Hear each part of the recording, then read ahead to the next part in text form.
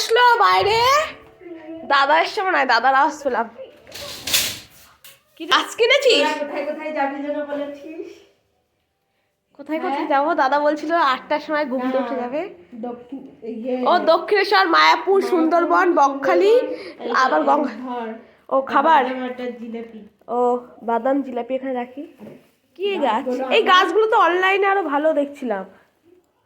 এগুলো আমার, এগুলো তোর।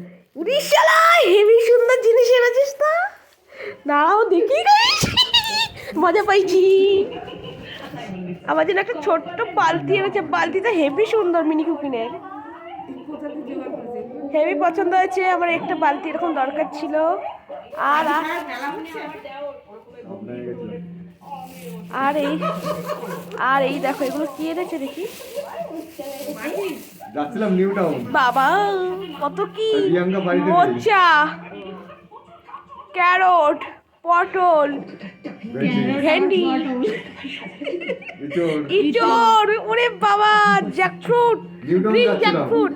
বালতি আছে? ফোন করলাম, বালতি প্রিয়াঙ্কা আছে কিন্তু বাড়িতে নেই। উঠছে। বাহ খুব পছন্দ হয়েছে। পছন্দ হয়েছে? তা কি এই মনে যে হলো হট করে চলে ইঁচড় গেছে রান্না হবে আপনার? আজকে, চলো।